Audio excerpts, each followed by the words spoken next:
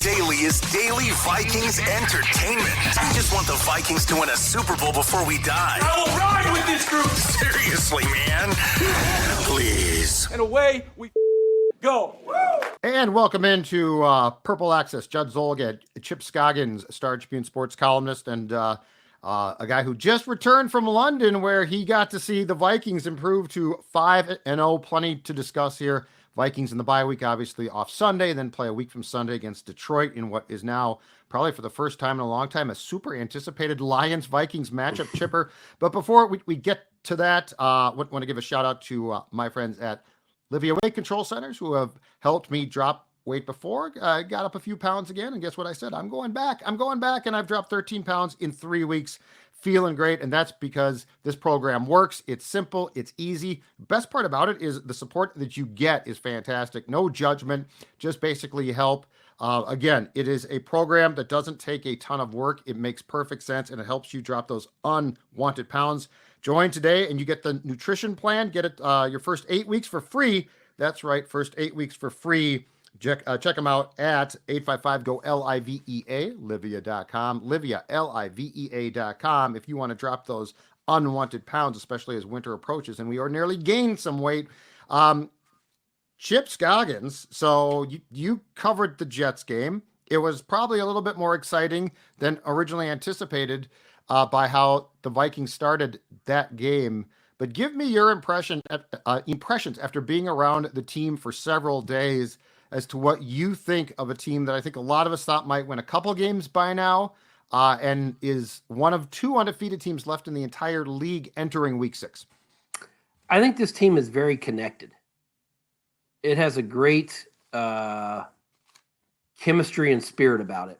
And the thing I took what I wrote about from the game was good teams find a way to pick each other up.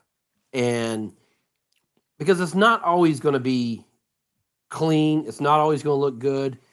Even really good offenses or really good defenses have days where it's like, what was that? Like, that was bad. Like, this was out of character. Nothing works, right?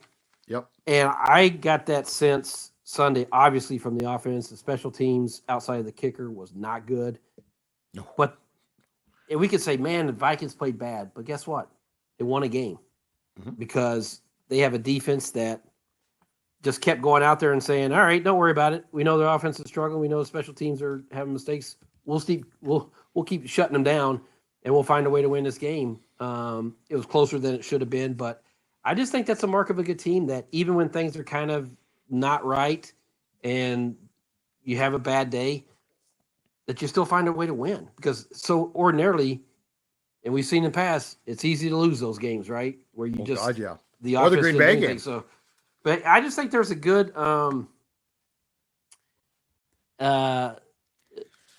just connection about this team. And I also think that they truly believe, even though they're 5-0, I think they're pretty good about understanding, okay, that's not up to standard. This isn't up to standard. We got to be better here. We got to fix this. There's no like, oh my God, can you believe we're 5-0 when everybody thought we were going to be terrible? None of that going on. Right. So here's where I'm sort of torn here too, because it's such a, I mean, first of all, I think if you're on a team or you cover a team or you're a fan of a team that has unexpected, and this certainly is success, it makes it a super intriguing story because the expectations were, I mean, for this team publicly, now O'Connell and the Vikings say, hey, the first night we all talked about how good this team can be, and that's what teams are going to say. But, we didn't expect much. So here's where I'm torn. They won 5 games. The last 6 quarters have been a little bit shaky, but I feel like we talk about that, and you're exactly right too. You win games. I mean, this is what happened on Sunday is this league in a nutshell. But what really intrigues me is we have, probably rightfully so now, raised the expectations. So now instead of, well, they got the win against the Jets, they're 5-0. It's like, fumbled the ball a little bit too. So like it's now an expectation of, hey, this team might be good. I just find that always to be such an interesting dance because it's so different, me included, from how I was talking in, let's say, August.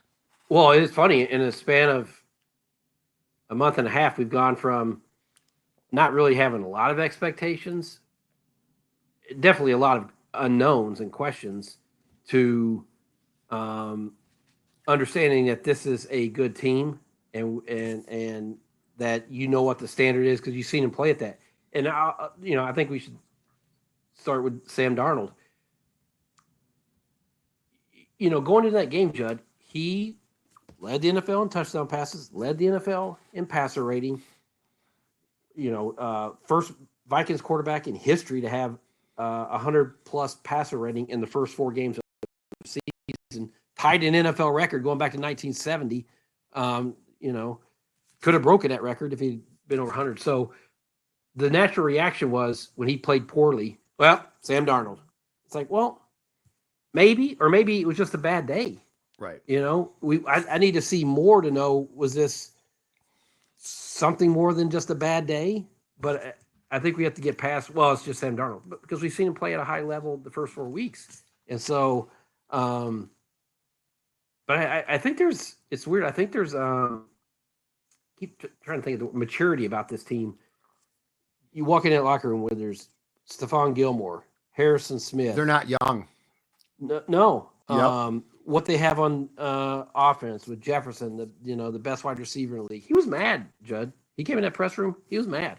Yep. He did not like the way they played on offense. And that was a good sign. It wasn't like this giddiness that they won. I mean, they're happy they won. Obviously, it's better to win and lose. But Jefferson was not happy with the way they played. I don't think Sam Darnold was happy. I don't think the coach was happy with the way they played. Happy they won. But so that to me was encouraging that they understand like they have a standard that they have to hit, and they didn't do that.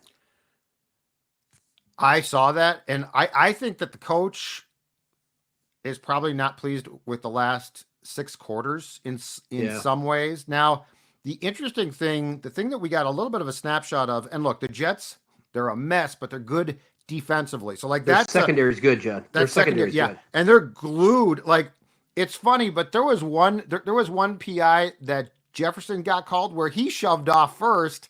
That's secondary though. Those guys were like glue, and it goes way beyond sauce.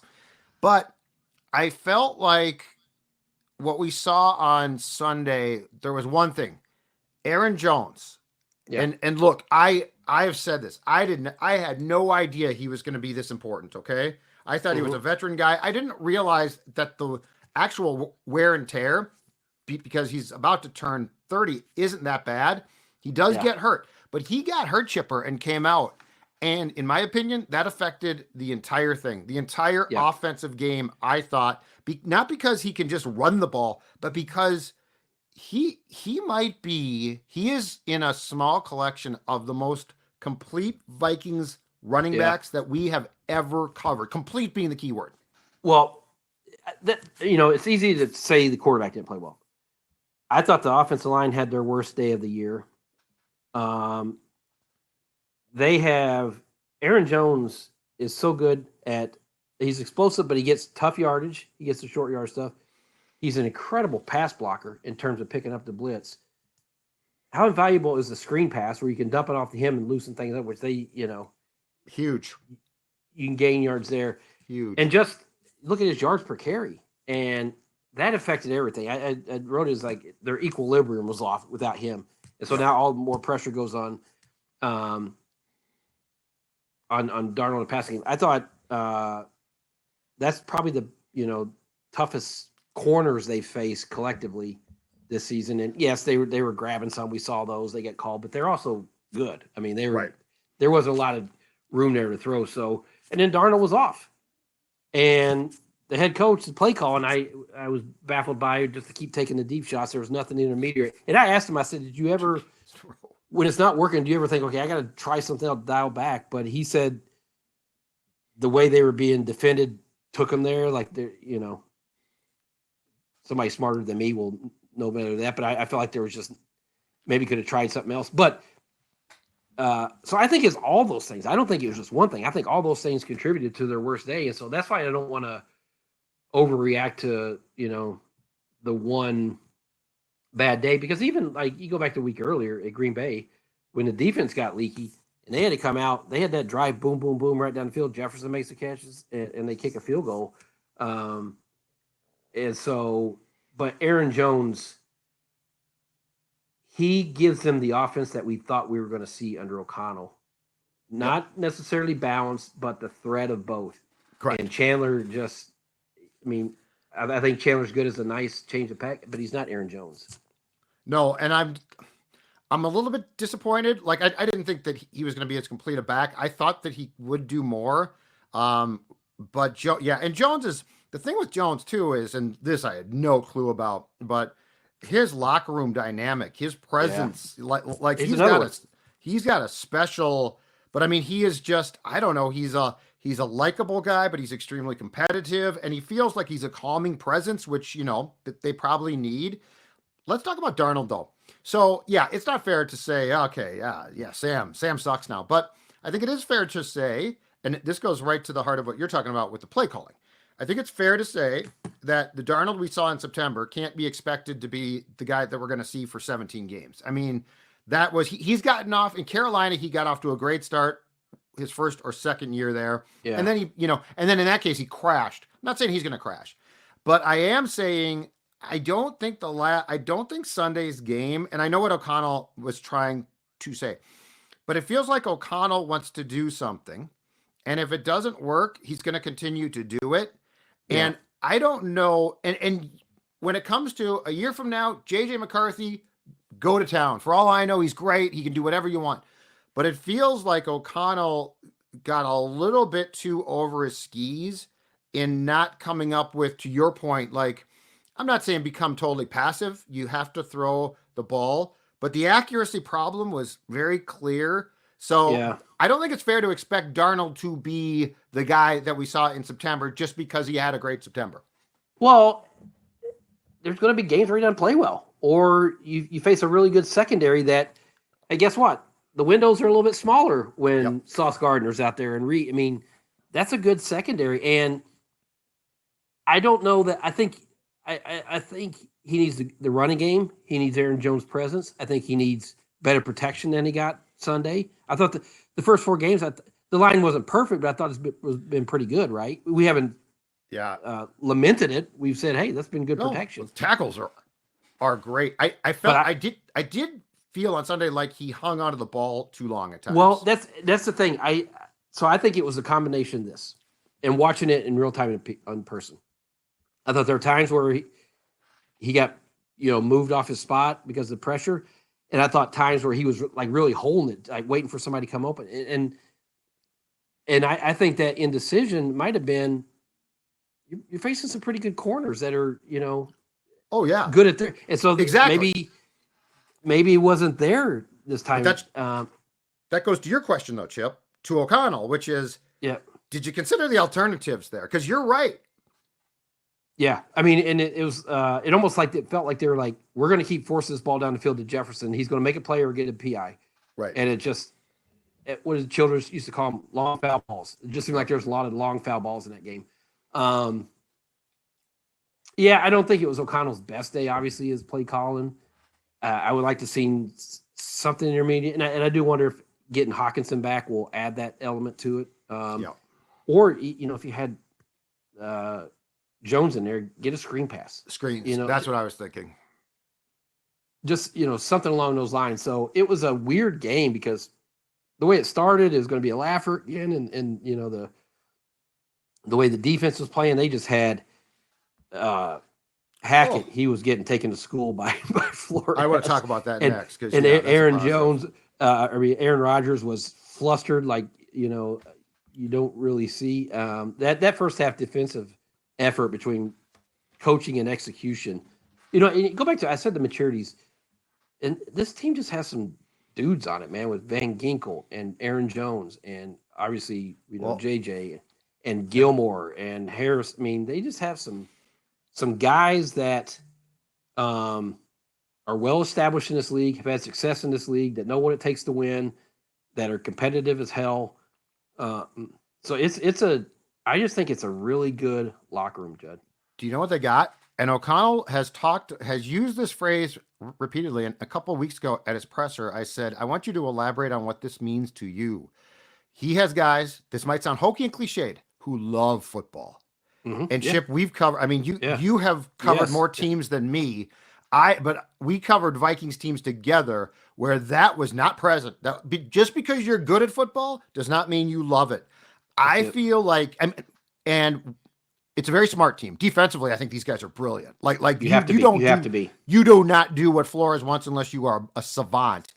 But even more importantly, go through that locker room and name me one key player who you think, this guy sort of in. I think it's, and O'Connell talked about, like, this is what they want. They want guys who basically love it, because at the end of the day, I think we all can agree. We love the sport because it's fun.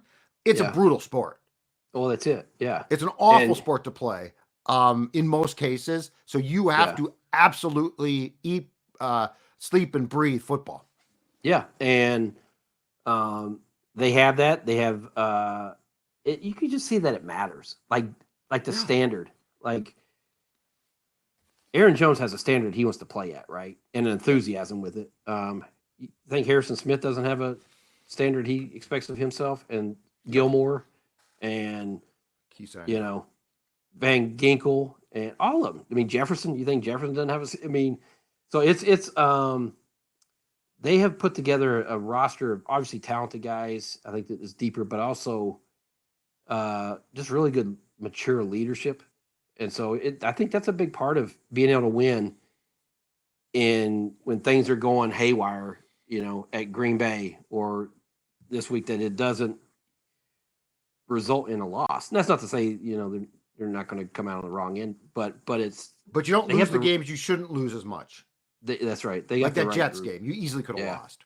Yeah. And because that thing had turned and the offense was just not, it was weird. It's like nothing was going to work. And they just kept trying the same thing, which was a little maddening. And the mistakes on special teams they made enough mistakes on both sides to just 4 penalties.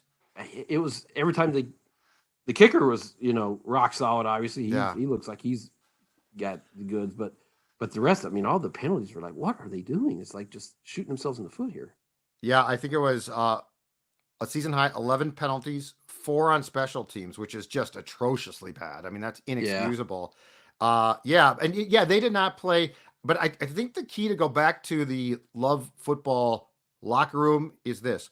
If you're a young guy, you would be embarrassed to come in there unprepared. Oh, for sure. Which is a great, but Chipper, we have covered Vikings teams, in which I don't think there was a lot of guys embarrassed to come in the locker room some days, and I would not call them prepared.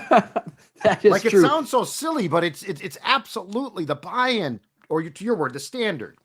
Well, yeah, if you're a rookie or first year guy, to walk in there, you see what it means to be a pro and to take your job, how it's supposed to be done.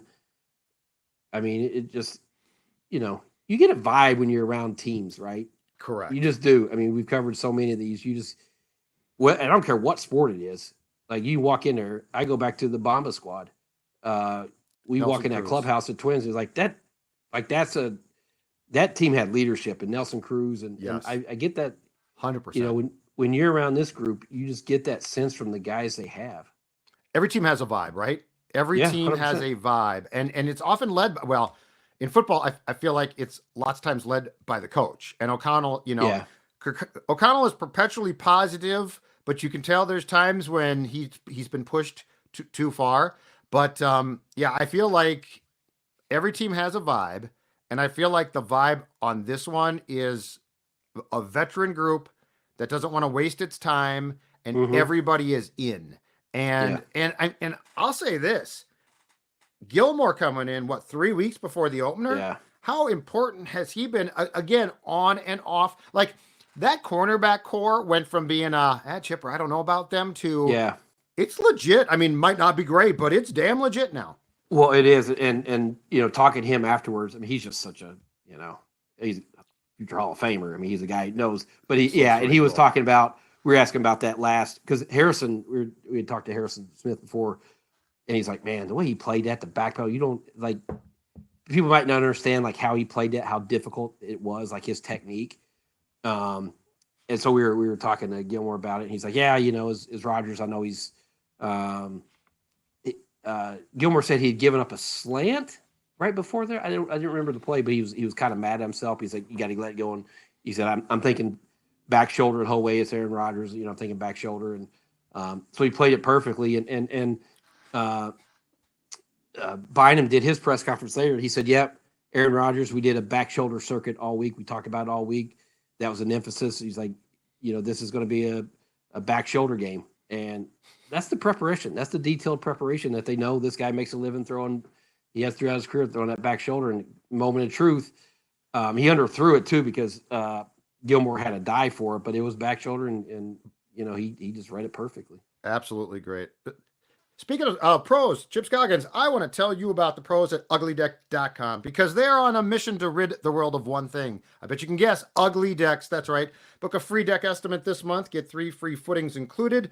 Just need a deck tweak. Get up to $1,000 off of installation or a DIY deck package. For the DIYer, Ugly Deck, they can install your footings and ledger and save you from the mess and frustration on the hardest part of building a deck. If you want the top carpenters and maintenance-free decks to build your entire deck, they build year-round, so book a free estimate today for a new deck this year. Go to uglydeck.com. That is uglydeck.com. And you know what? Fall chipper is here, and that means, those mice, those pests are coming in your house. So my friends at Spydex Pest Control, who are actually taking care of my place here because it's from 1950 and there's a lot of nooks and crannies, they told me that mice start to look to lodge in your house for the winter when it's still nice out.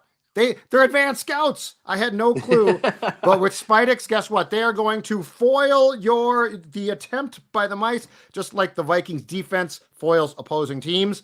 We're also talking about, besides mice, taking care of box elder bugs and spiders. So if you're still going outside, let's say on your uglydeck.com deck, well, guess what? Spiders can take care of those spiders and box elder bugs, which I absolutely hate. Special offer now for Score North listeners and viewers, $125 off your first service by calling 952-333-8813 or check them out at Spydex.com. I'll spell that for you. Spydex, SPIDEXX.com. They also serve outside the metro, so check out Spydex.com. And don't let those critters spend the winter basically taken for free in your house. Get rid of them. Let's go back to the defense and Flores. Mm-hmm. I mean, I don't know what words I have left. Yeah, I know. Like I thought they'd be good. Okay, like they were really improved. And then you're like, okay, when he gets his personnel here, I thought they would be good. I don't have any superlatives though to express how good they have turned out to be. Well, it is. I mean, when he gets his guys. And Van Ginkel's at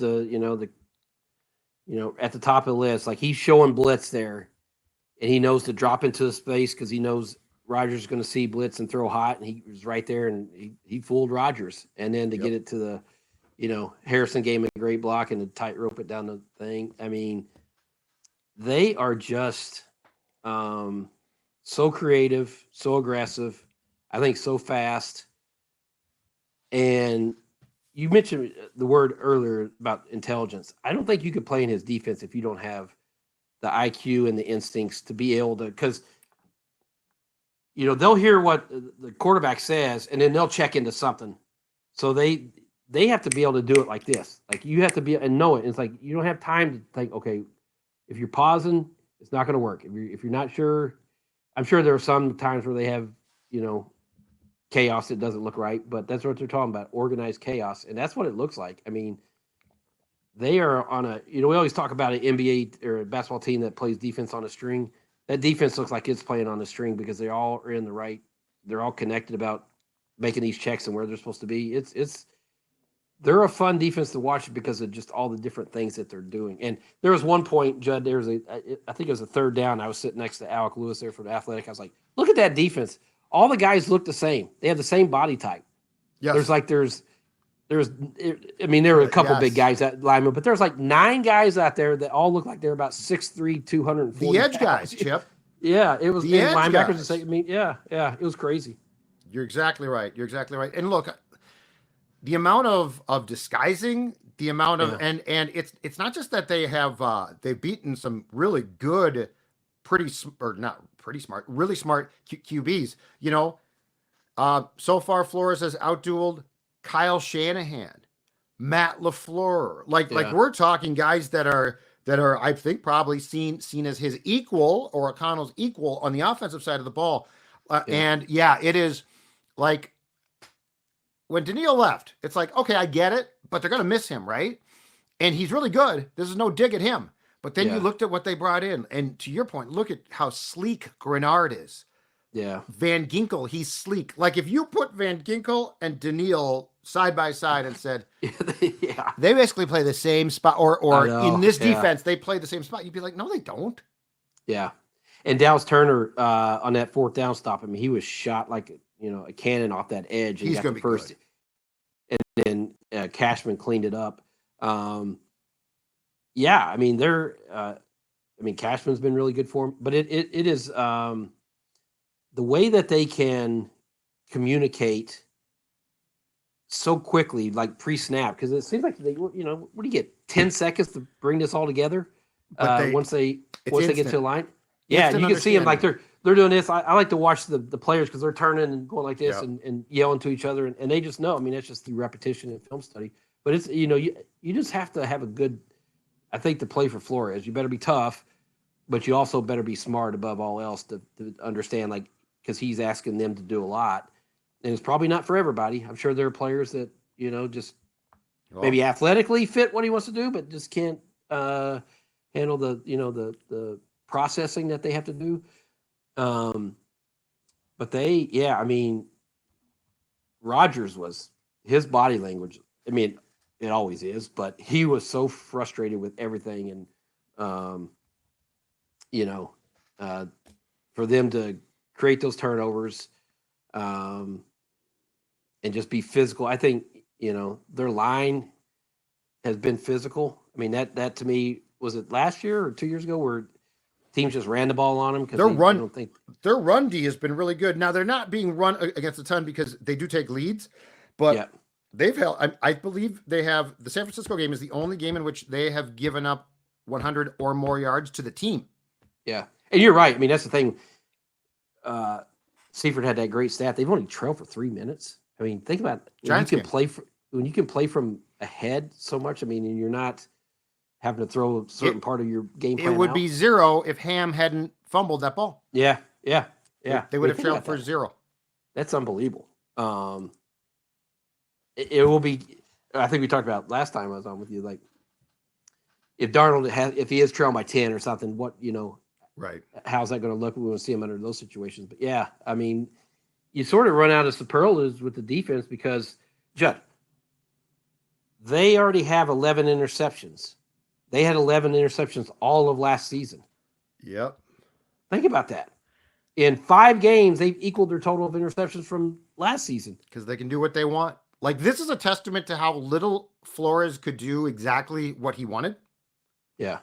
Because he didn't have the right, he had a few right pieces to the puzzle, but clearly, like, the thing about it is Van Ginkel can do things that they haven't had anyone like that in years that can, like, do you recall when, and this is not his fault, but they would try to drop Hunter back into coverage. And he looked like a fish out of water. He'd be like, what? Yeah.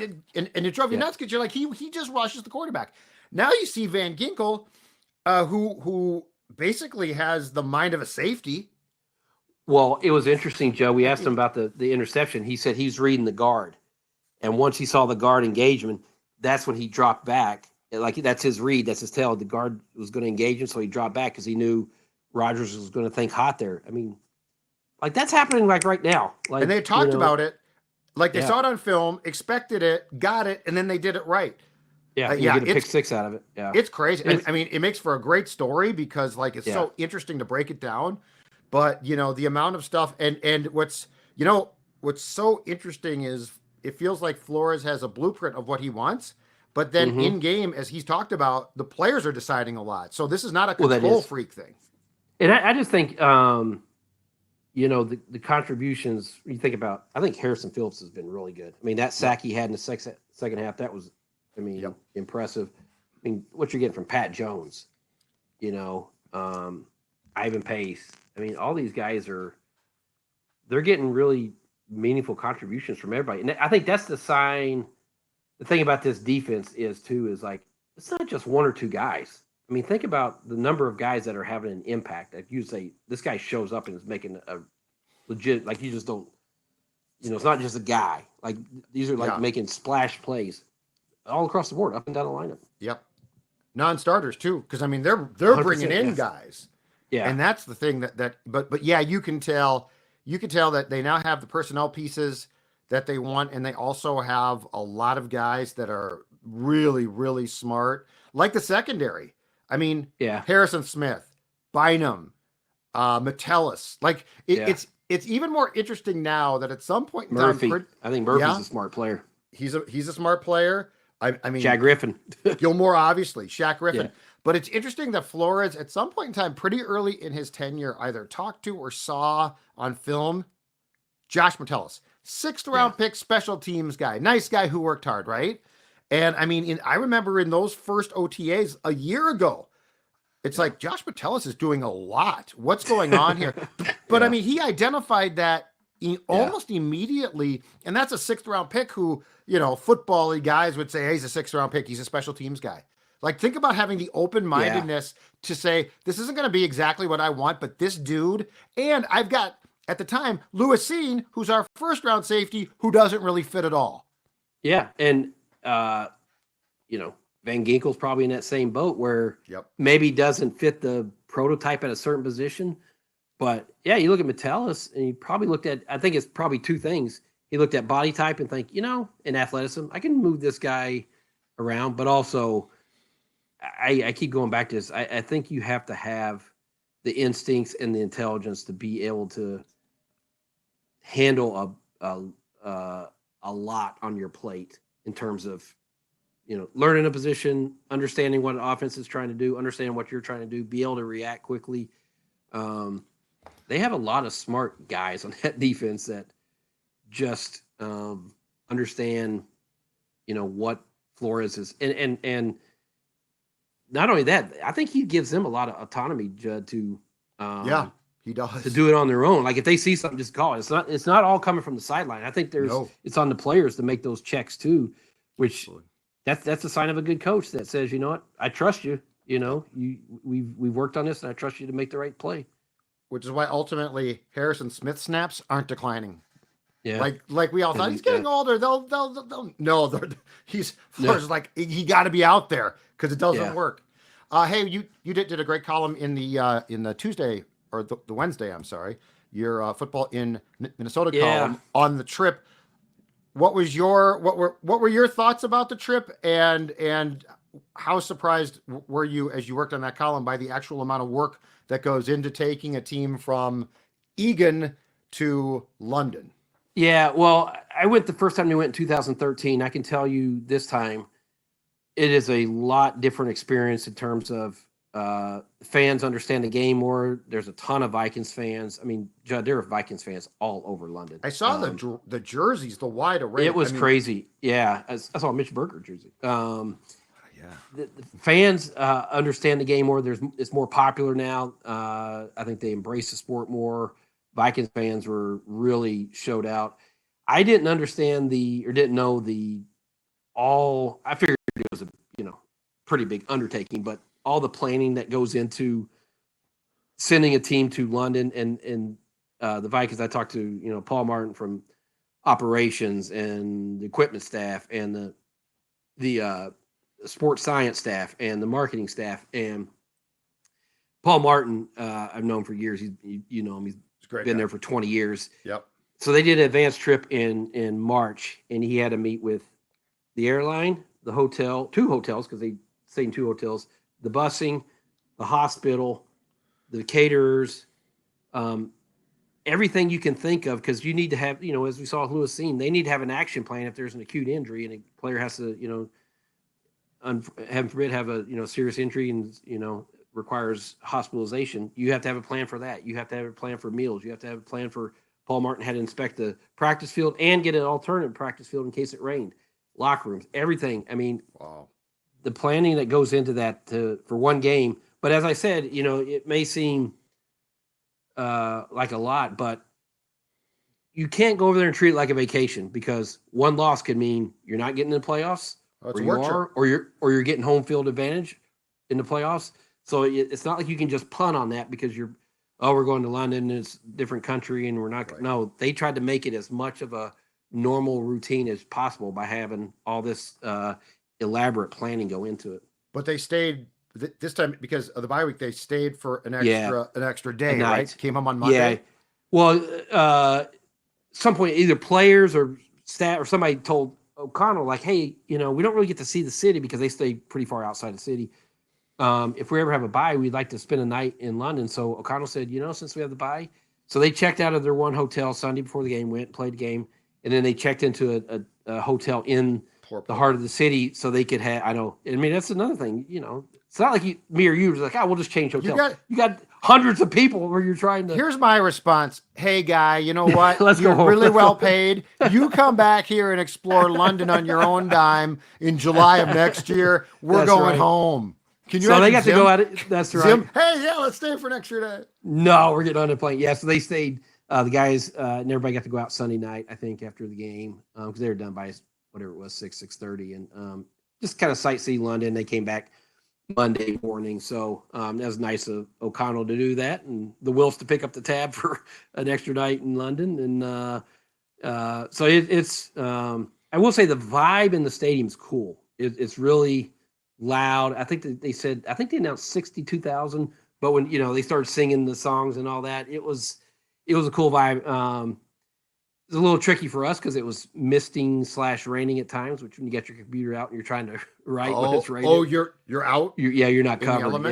Yeah, there's no press box, so it was cold and rainy for us too. And I had to shut my computer down at one point because it was starting to act a little like it was not good. That's not good. I know. I was a little nervous. Dictate your column. Yeah, that was jolly really old England. How was the turf?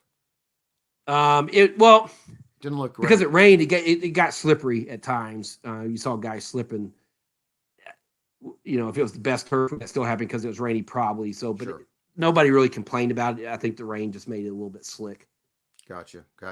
Yeah. Last thing, plug the outstanding series that you're doing right now, which I think you worked on for like a year. about preparation that athletes do, but you picked out particular guys. It's at StarTribune.com, correct? Yeah, Star Tribune. Yeah, we got them all there. So I had an idea. I wanted to ask one player from all 7 Minnesota pro teams to walk me through their routine on game day from the moment they wake up until the game starts.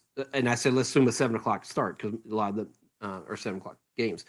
And it was fabulous. I mean, they all got into it. I think they got into it because it was kind of a group thing and not just them. And so I have Harrison Smith, Pablo Lopez, Brock Faber, Rudy Gobert, Nafisa Collier, Will Trapp, the captain for United, and then Kendall Cone Schofield for the Frost now. They have a nickname, the Frost. And Harrison was great. I went over to his house.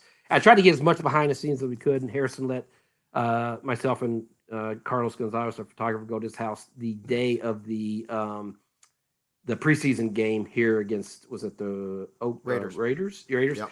And he has this contraption, Judd. It looks like a medieval torture rack where you're like you're quartered, his arms are out, his legs are out. He had it in his basement. And he stretches there and does it's a weird thing. He's like, he saw it online. He built it himself.